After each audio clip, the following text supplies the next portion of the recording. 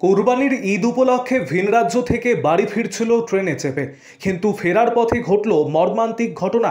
ফারাক্কা ব্যারেজের ওপর চলন্ত ট্রেন থেকে গঙ্গায় পড়ে তলিয়ে গেল মালদার মানিকচকের মথুরাপুর পাঠানপাড়া এলাকার এক পরিযায়ী শ্রমিক। জানা গিয়েছে, গঙ্গায় তলিয়ে যাওয়া পরিযায়ী শ্রমিকের নাম শেখ সাফি। তার বয়স 28 বছর, বাড়ি মথুরাপুর পাঠানপাড়া এলাকায়। বাড়িতে রয়েছে স্ত্রী, 2 নাবালক সন্তান, বৃদ্ধ মা ও ভাই। তাদের মুখে দুবেলা দুমুঠো অন্ন তুলে দিতে শেখ সাফি মাস দেড়েক আগেই মুম্বাইয়ে শ্রমিকের কাজে পাড়ি দিয়েছিলেন। কিন্তু সামনে রয়েছে কুরবানির ঈদ, তাই আসন্ন ঈদ উপলক্ষে বৃহস্পতিবার তিনি ট্রেনে চেপে বাড়ি ফিরছিলেন। ফেরার পথেই ফারাক্কা ব্যারেজের ওপর মর্মান্তিক ঘটনা ঘটে। তিনি কোনোভাবে চলন্ত ট্রেন থেকে গঙ্গায় পড়ে জলের তোড়ে তলিয়ে যান। তলিয়ে যাবার পর এখনও তার কোনো হদিশ মেলেনি। স্বভাবতই কান্নায় ভেঙে পড়েছেন পরিবারবর্গ। এই ঘটনার খবর পেয়ে এদিন ওই অসহায় পরিবারের বাড়ি ছুটে যান জেলা যুব তৃণমূল সভাপতি বিশ্বজিৎ মণ্ডল। তিনি পরিবারটির পাশে থেকে গঙ্গায় তলিয়ে যাওয়া যুবককে উদ্ধার করার জন্য প্রশাসনের বিভিন্ন মহলের সঙ্গে যোগাযোগ করেন এবং পরিবারটিকে সব ধরনের সাহায্য সহযোগিতার আশ্বাস দেন। আরও আপডেট থাকতে আমাদের ভিডিও শেয়ার ও ফেসবুক পেজটিকে লাইক করে ফলো করে দিন। কি ঘটেছে, কি শুনতে পেলেন? আমার সঙ্গে আসলো বাড়ি বিদেশ থেকে, হঠাৎ 10 টাকা কথা বলেছে, আর বারবার দিকে হঠাৎ শুনছি যে ট্রেন থেকে পড়ে গেছে। কোথায় পড়েছে? কিভাবে পড়লো, কিভাবে, কি জানতে পারলেন? ওটা আমি সঠিক কি করে বলবো? কতদিন পড়ে গেল। যে মারা গেছে, মানে পড়েছে, তার নাম কি? বয়স কিরকম? কতদিন আগে গেছিল কাজে? কি কাজ করতো সেখানে? হ্যাঁ, জলের কাজ।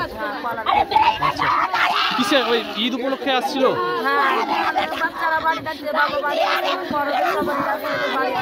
আচ্ছা, বাড়ি আসছে।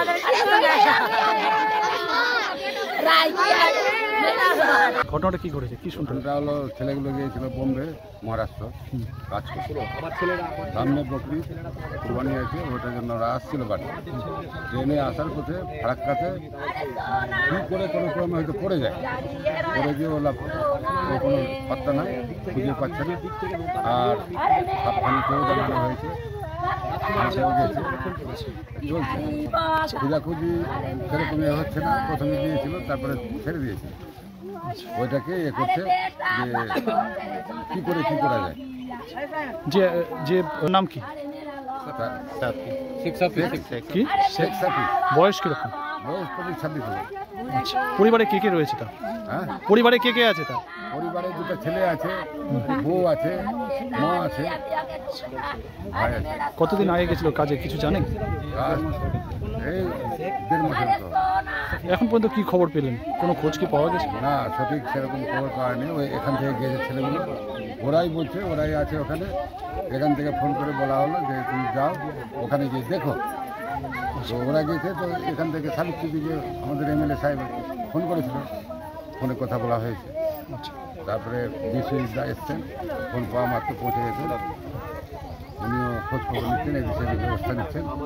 ওখানেও ফোন করে ছেলেগুলোকে বলা হয়েছে। বিশ্বজিৎদা বললেন। কখন হয়েছে এই ঘটনাটা? হ্যাঁ, কখন হয়েছে এটা? ঘটনাটা প্রায় 11টার দিকে নাকি ছিল? তো ওর সাথীরা ছিল, ওরা ওখানেই আছে। ওখানে কিভাবে ট্রেন থেকে পড়ে গেল, কিভাবে, কি মনে করছেন, কি শুনতে পেয়েছেন? বলছে মাথায় চক্কর দিয়েছে নাকি, এখন তো শোনা কথা, সঠিক রিপোর্ট পাইনি। ঠিক আছে, আপনার নামটা বলুন। এমডি জহুর খান। শুনলেন কয়েকদিন বাদেই ঈদ, সেই ঈদকে কেন্দ্র করেই আমাদের মানিকচক মথুরাপুর পাঠানপাড়া গ্রামের বাসিন্দা সে বাড়ি ফিরছিল।